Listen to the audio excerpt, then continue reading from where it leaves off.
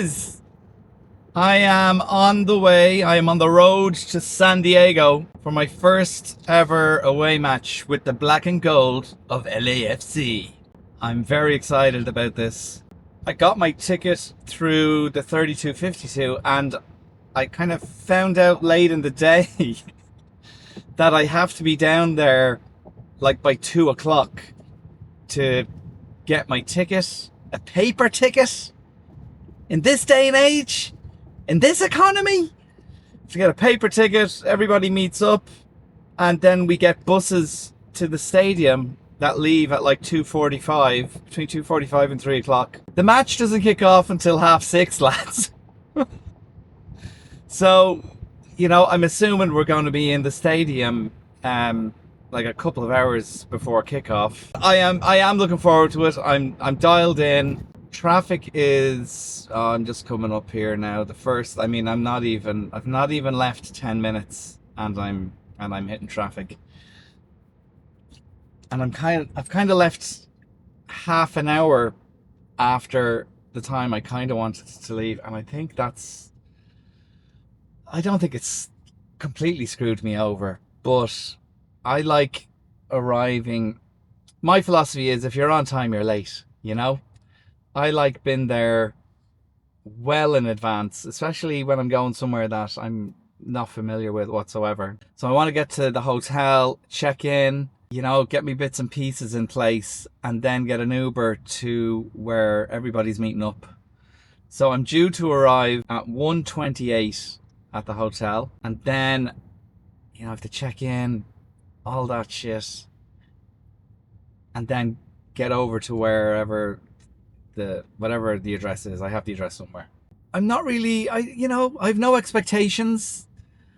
I don't know what to expect, hence the no expectations. But I'm really looking forward to it. It should be a good buzz. You know, I guess its purest form, it is a derby, but San Diego, like last season, was their first season. So, though I did hear there was fights at the away match last year. Lads, what are you doing? What are you doing fighting? Like, it's 2026. Are we not over all that bullshit? You know, when you see it on YouTube or on Instagram or whatever, like other clubs, you know, it still happens everywhere. You know, it happens in Dublin when Bows play Rovers, and whatever about the teenage boys, you know, thinking they're fucking Billy Big Balls and all that shit, and they get into fights with the ultras from the other team. When you see men getting involved in it, everybody loves a bit of banter, right? I fucking love banter. I love giving it. But, you know, if you give it, you have to expect to get it back. And if it's witty, you kind of go, fair enough, you got me there, grand. Against Cruz Azul, there, you know, I was giving it big time because I was surrounded by lads in fucking blue. And I've mentioned this before, they were doing the Olays, you know, when they were passing the ball after like fucking 18 minutes. And then when we went 2-0 up, the natural thing for me to do was to turn around and face all those fans and start going Olay to them and trying to get them to do it again, you know? That's banter. That's a bit of crack. This taking it so fucking seriously that you go and you want to beat the shit out of somebody. There is absolutely 0 points to it. And if it kicks off in San Diego, I am going to be front and fucking center. No, I will be running in the opposite direction. This face doesn't pay for itself. No, I won't be getting involved if anything kicks off. Couldn't be arsed. I'm 47. I've got 2 kids. I did me back yesterday. I pulled a bit of a muscle, so you know I'm already injured.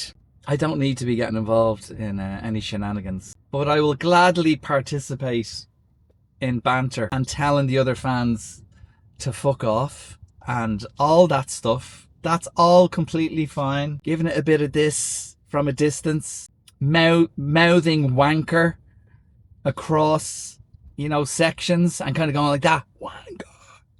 That's all fine. But if I see the guy I'm doing that to after the game, I'll just, maybe go over, shake his hand and say, well done, or that was a good game. So here, look at this. Look at this. I'm all in, lads. I am all in. 2 years ago, I didn't even drink coffee. And then a friend brought me to a coffee shop and I said, I'll try one. But I said, I can't do actual coffee. So I'll try it with a little syrup inside it. And I went for the vanilla. I have been drinking iced vanilla lattes for 2 years now, pretty much every day, and I found myself not being able to start my day without one. If you had told me 10 years ago I would be sitting here drinking an iced vanilla latte with 2% milk. What is 2% milk? Like, who decided? Right, we have full fat, we have non-fat, okay? That's clear as day. That makes sense. And at some point somebody said, do you know what I think we should do? Now hear me out here. There are people out there who don't want non-fat, but they don't want full fat. And then some other guy's kind of going, oh, are you going to go like 50%? Half non-fat, half full fat, so, slap down the middle? No. 2%.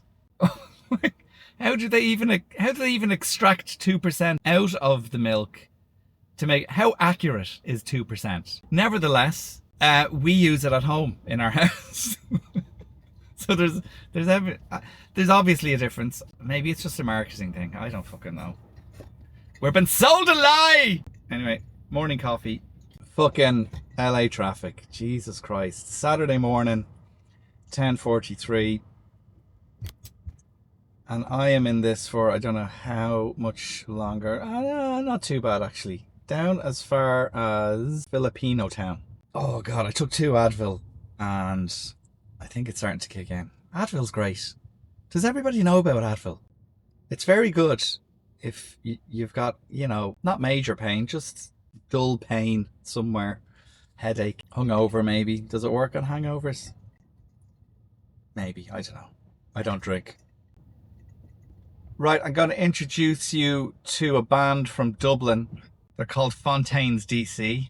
Don't know what the DC stands for. This song is... So Fontaines DC have sponsored Bohemians, the team I grew up supporting as a kid in Ireland. Their manager is the same manager as Kneecap, who I'm sure you heard of from Coachella last year when they did some Free Palestine messaging during their set. And their so Bohemians do a collaboration with Fontaines, and they've done one with Kneecap as well. But listen to this song.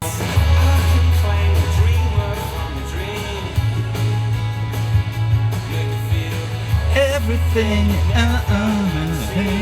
I don't know the words. Along.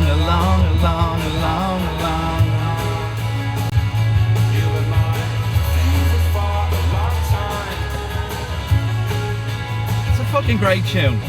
And I was really hoping Andy Moran would have signed. I could have really used a lot more kind of Irish music in videos, with Andy as the central character. Maybe Estacchio. Does that sound Irish? Estacchio. I mean, you could just put that O at the end, at the front, and it would be Ostacchio. Stephen Ostacchio from Mayo. I mean, they're singing about football. You gotta love it. All right, that's enough of promoting Fontaines DC. So part of my LAFC education is listening to Defenders of the Bank, because they do their One More Sleep podcast, so I get to kind of learn about the opposition and other things about LAFC, but it's good to listen to the guys because they're really knowledgeable. Welcome. It's the night before a match, so you know what that means. It's JR. time for One More Sleep. So it's great for a new fan such as myself, because although I know a lot about the team now and the players and all that stuff, I really know fuck all about the rest of MLS. So part of my pre-match ritual is listening to the lads on their one more sleep, whether it's on the train, on the way to BMO, or in the car like I'm doing right now. Again, kind of useless information. But if you're looking for other LAFC podcasts to listen to, I would recommend the lads at Defenders of the Bank. San Diego's form, I knew it wasn't great, but just listening to JR there talk about their form as of late, they have lost their last 5 and they drew their previous 2, so they haven't won in 7 games. And their main, one of their DPs, again, I knew there was something going on there, and he is playing Chucky Lorenzo, and he's, he's like, he is getting paid $6 million to not play football. That's most of Carson's team. They get paid lots of money to not play football. Hey-ho! I remember back, oh my God, going back 20 years ago, Steve McManaman from Liverpool signed for Real Madrid. And we used to always say, Jesus Christ, Steve McManaman has the best fucking job in the universe. He gets paid to watch Real Madrid because he didn't play that much. San Diego, what a story that is, because I remember watching San Diego last year at BMO, and they were definitely, from the games that I watched, San Diego were the best team that I had seen play at BMO. And Anders Dreyer was just an absolute superstar. He's one of those, it's very rare where, you know, a team I support, like as a Manchester United fan, I would never look at Liverpool. It doesn't matter how good a player is and go, God, I wish he played for United, you know. So I would, you know, I'd very rarely look at an opposition player from a rival club and kind of go, Jesus, I'd love if he played for us. When I saw Anders Dreyer, I really did have that thought of, God, it would be great to have him because he is so good. What blows my mind is that last year, and funnily enough, I was told this by numerous people, that what happens, I think it happened with Atlanta as well, that these new teams are formed, they join the league, and they have an unbelievable first season. They go pretty far, and the next season, they just completely drop off. And when I was told this about San Diego, I was like, oh, I don't know, like they look pretty together. They look really good. How would they have such a big drop off in their second season? And here we are. They've been shite. What happens there? Is it the Chucky Lorenzo thing? That been such a major factor for them, been so crap? I don't know. But if we were going down with our full team, you'd have to be very confident that we would get a result down there, and by a result, go and win. But we are going to be so heavily rotated that it's not really, and it's not really a foregone conclusion. Not many things in football are. Yeah, I don't know how today is going to go. On form, yes, absolutely, we should beat them. But we're not going to have our full strength team out. I'm assuming. Next Wednesday against Toluca is far too big of a game to be fucking around with. And I know we've lost 2 matches in the league already. Are we okay with losing a third just for Champions Cup? I would argue probably yes, because at the end of the day, the first 9 teams go into the playoffs. And I mean, this is a whole other conversation, I guess, about the supporters shield and winning the league, as it were. But it's the Eastern and the Western Conference and blah de blah de blah. Is there much of a difference between finishing between 1st and 9th? I mean, there is. Insofar as if you're finishing top of your conference, you're obviously having a very good season, and whoever is finishing 9th is having a distinctly average season. So on form, the team at the top should beat the team in 9th. Second should be 8th, and so on and so forth. My point. What is my point? Of course, I do not want us to lose today. But if someone was to say, look, you're going to get a result on Wednesday if you lose today, I'll be like, okay, I'm fine with that. But I must reiterate, I do not want us to lose today. I don't want to lose my first ever away match. I want this to be, a fucking great experience and a fond memory of us winning. But isn't, and I have said this before, football is about more than winning or losing. It's about the crack, lads. And I would imagine there's going to be plenty of crack to be had down here. Can I just point out that the word crack in Ireland is not the same as what it is here in the US. I am not talking about crack cocaine. I am talking about a completely different word that is spelled differently. It's spelled C-R-A-I-C, and it means fun. So when I say there is crack to be had, or I'm looking forward to the crack, it means I'm looking forward to having a lot of fun. There you go. There's some Irish lingo for you. You've learned the word scroats, and you've learned the word crack. Keep paying attention, because there might be a test. 58 minutes before I enter Wales' vagina. Right, I have arrived. Alright, there's about 600 of us. We're going to be hopping on buses here and heading to the stadium.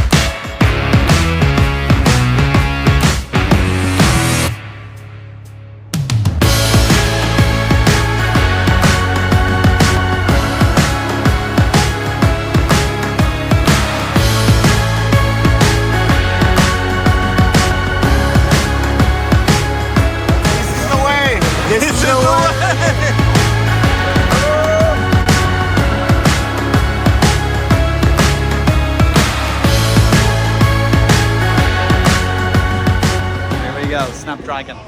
I'm dying for a piss. There's been alcohol consumed.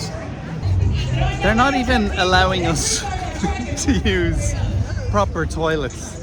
Jesus Christ, San Diego, come on. We are so early in the stadium that I'm hearing them test the PA behind us. The porta potty issue is something people are annoyed about, but what they're really annoyed about is that we arrived here before 4 o'clock and they're not opening the bars until 5, so nobody can get a drink. Here's my suggestion: if you're worried about fans and you don't want trouble arising, don't have the first experience of them walking into the stadium be something that's going to piss them off. You want to try that?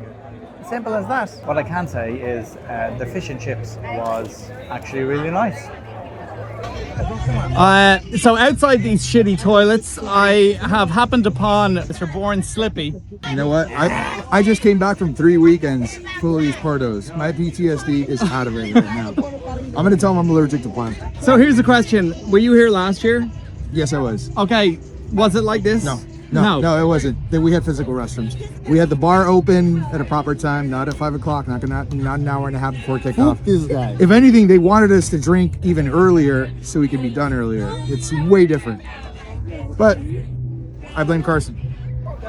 All right, I'm here with Sway, who is only recently I found out is an absolute LAFC legend, and I'll tell you why. Because I got gifted that book about the history of the club and how it came to be and how the fans kind of shaped the club and the North End and all that. So Sway was actually part of that. So Sway, how did you get involved in that whole thing? Well, I'm part of the Lucky Boys. At that time it was the Lucky Boys, then we're just called the Luckies. But we got invited by Rich Orozco and everybody else to see the blueprint of how the stadium was going to look.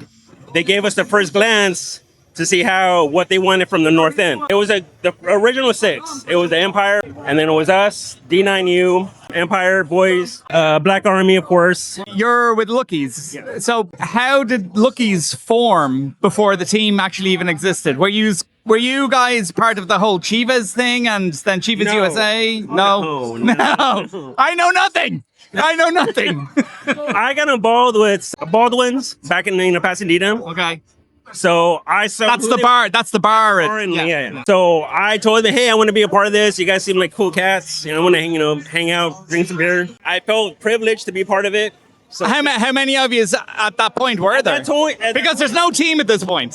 there was no team, but it was only maybe a few. Maybe there was like a good 10 of us before we all started everything. We didn't have nothing. We were just hanging out, having fun, drinking. Just a group of lads having a few pints here and there. Yeah. We're on the EPL team. Everybody has different, Manchester United. I'm a West Ham fan. We have Liverpool. I'm sorry for your troubles. So It's okay. Hey, we lost today, but it's all right. We're trying to get. you're used to it at this We're point. trying to get Tottenham out of the way. But The picture that I saw of you in the book is like you're in this essentially kind of like conference room and you're giving your input as to what. we were giving input about we're gonna have a bar in the North End. Are we okay with it? Everybody. That must have been a very long discussion, was it? It was a very long discussion. Maybe I get 5 minutes, but it was hey, we got beer involved, we're good. Hey, thumbs up. But that was it. It was just an approval for what they were designing. So everybody approved of it. It was cool. Yeah. Well, I mean, what I find incredible is how the ownership kind of went about it that way to approach these groups of guys to kind of go, look, we want this team. We want you guys to be as much a part of it as anything. And for them to have that foresight, because it feels like Galaxy didn't do anything like that. That was a thing that was away from any other support groups from MLS. When we got involved, the ownerships and the pre-ownerships, they understood what we wanted from a support group. What do you guys want here? What do you guys want there? Yeah. We're involved in your guys' ideas. Yeah. You tell us what you want, we're going to try and build it up for you. And it's really like you can feel it. You can feel it when you're in the stadium. It's what drew me to LAFC from the first standpoint, because I'd been to Galaxy 12 years ago and I walked away and I never went back. Of course. Exactly. But when I walked into BMO, it felt different. It felt like proper football. It felt like there was a real sense of pride and passion and something that you can't manufacture as a football fan. And I thought LAFC was manufactured from being a cynical Irishman until I went into the stadium, and it just blew my mind. We're all family, bro. That's the thing. We're all family. That's how it was when the first 6 original support groups, we all came together and we all knew each other months before this club even started. What has transpired is just, it's fucking magical. Like, It's insane, dude. Yeah. It's insane. but listen, thanks a million for having a chat with me, dude. Yeah, of Much course. appreciated. Yeah. It's 4:45. The natives are getting restless. It's we're about 15 minutes away from the bar being opened. But everybody's been very patient. But God help those bartenders when the bar finally opens. Okay, I am here with a legend of the 3252. It's John the Cowboy. John, this is my first away day with the 3252. And oh, here we go. What's happening? Ricky. There you go. Awesome. Thank you, sir. What up, brother? How you doing, brother? Good. I want to talk to you about the 3252 because it's when I walked into BMO for the first time last year, June 29th against Vancouver, we lost that game, but I left the stadium going, this is something special. What is your involvement with the 3252? Well, I've been in the 3252 almost since the beginning, actually. And it's always been part of my family. It's a huge family. It's represent LA. What I've learned over the last few months that I've been a supporter is how the club, even before the team was announced, even before there was a player signed, how they kind of went out into the community and really tapped into LA as a city. And I feel that you feel it in the stadium when the 3252 is, chanting and singing. Yeah, exactly. All that 3252, before the game was on, we already was excited about, because it was a big LA, it's about LA. The community that grew up, or you were born, Yeah. or you belong to, and you got all the love and all the passion, not only for the team, for the LA city, for the community and stuff, you know. So what were you doing, like, before LAFC came about? Like, where was your football, like, where was that passion before LAFC came? Oh, before that, I was just for the Mexican League, you know. So was it Chivas or No, I was a Cruz Azul fan. Cruz Azul? Yeah. How were you a few weeks ago? How did that feel? Well, you gotta set up your mind before, you know. Even though that was my team from when I was a kid, Yeah. and I raced, you know, like in Cruz Azul, I grew up and I got all the passion for LAFC. So LAFC got in front of Cruz Azul. How long are you in LA? When did you move to LA? I moved to LA in 1985. Oh my God! Yeah. You know what? That was the first year I went to Old Trafford to watch Manchester United play. Yeah, so- that was kind of the beginning of my Yeah. love for football. Was 1985, Yeah. and you arrived in Los Angeles in 1985. I arrived to the city of La Puente in 1985. I was born here, but I was travel, you know, Yeah. because my dad's work, we travel everywhere, South America, Mexico and stuff. So was your dad a Cruz Azul fan? Yeah, Yeah. he got me Yeah. into it. But then, like I say, I got here and I was kind of Cruz Azul fan for a long time. So like I saw LAFC coming before I saw that actual club. Yeah, yeah. I already got love for that team. You know, Yeah. it happens to most of us. Yeah. And, you know, we click so good. And you know. Well, that's the thing. I went to Galaxy 12 years ago when I first moved over here, and I just I didn't connect with it. And well, this is funny. The bar has just opened. Yeah, just got now everybody's waiting for it like for more than an hour. Yeah. So they're excited. I'm excited too, by the way. Listen, I won't keep you any more longer. But when I walked into BMO, you know, football for me is about a feeling, and you can't manufacture that. It's like finding a good woman. Yeah, You know, exactly. going Yeah. out on a date, and it either works or it doesn't, and you might have to go on a couple of dates. But when you know that it's the right feeling, Yeah. football is the same, man. And Yeah. I got that with LAFC. You know? Exactly. Like, you know, like say it happens to me, it happens to everybody that we walk into 3252 and we feel the vibe, the good energy, like I say, like a family. Yeah. And it creates a bond, you know, and Yeah. then it's just from there, just like.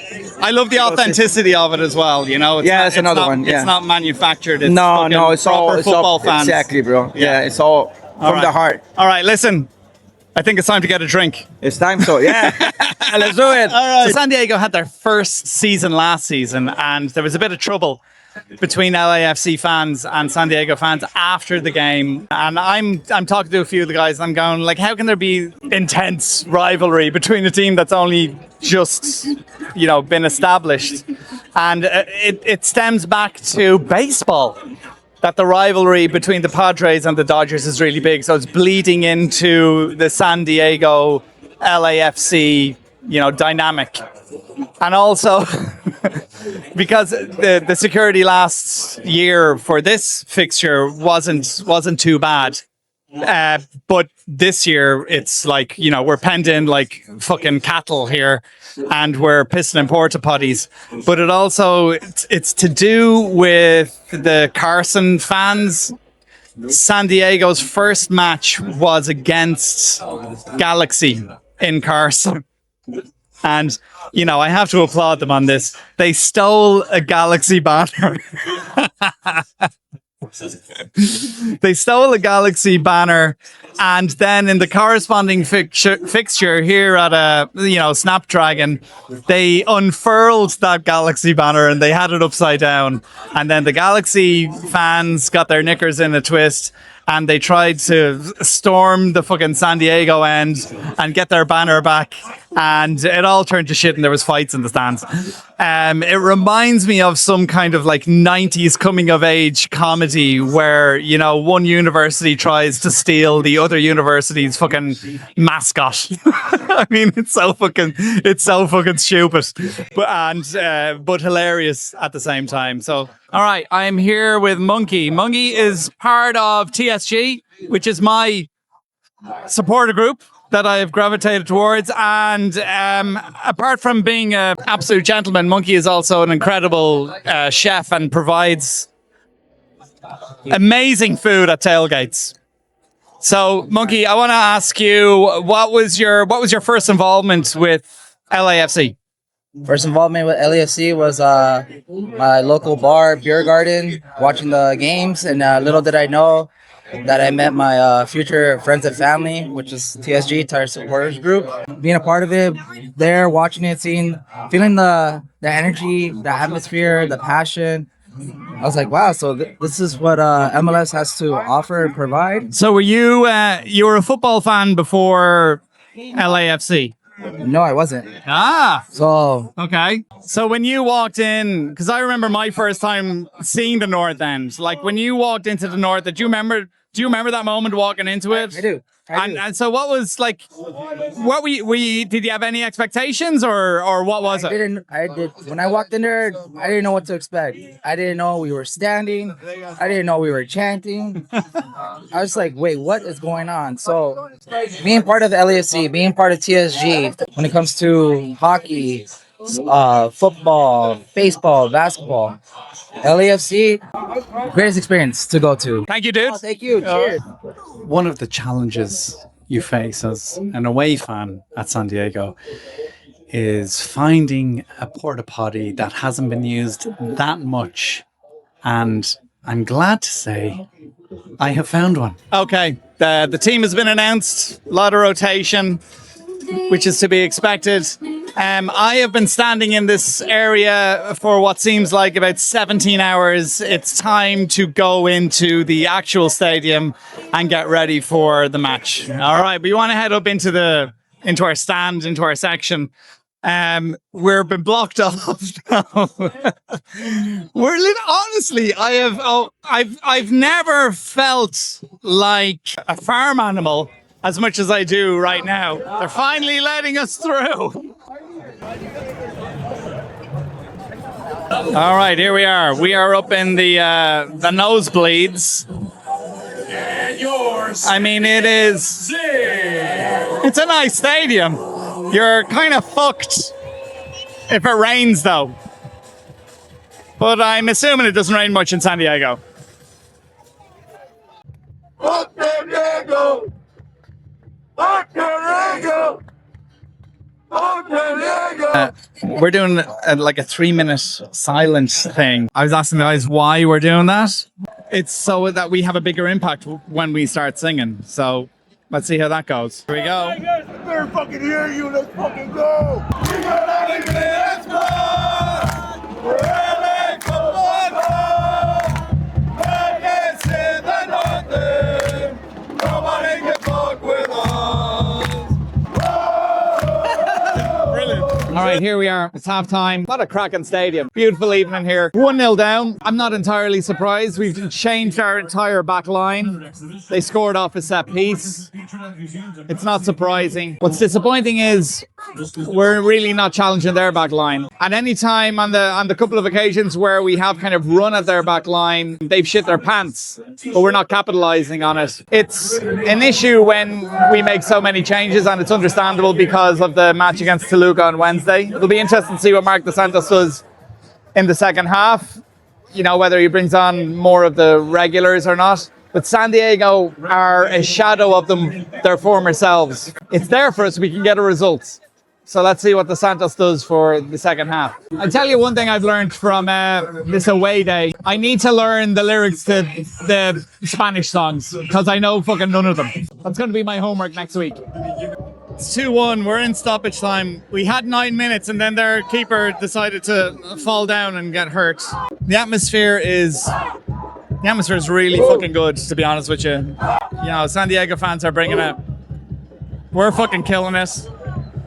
This fucking referee, I mean, we can blame CONCACAF referees for being shit, but Christ almighty, this guy is a fucking abomination. That's really fucking annoying about this is that, you know, we've upped our game in the last 15 minutes. And it's too fucking late when you're 2-0 down. You know what I mean? Like, we had these, even with the fucking team we had out tonight, we had these to at least get a draw. And I feel it's just really ourselves to blame on this. I tell you what though, the atmosphere is hopping.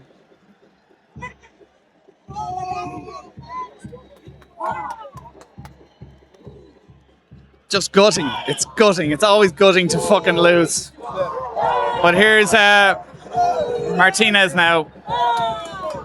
He's gone too far into the corner. He's done. Yes, all right. Corner kick. Fucking corner kick. Come on. Come on. Sorry, this is our last fucking chance, lads.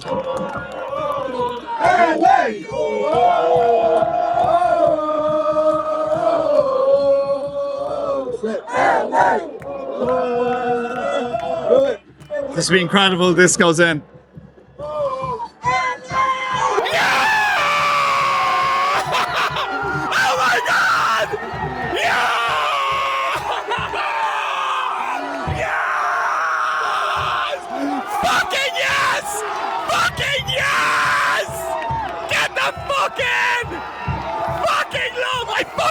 Football! Yes! Come on!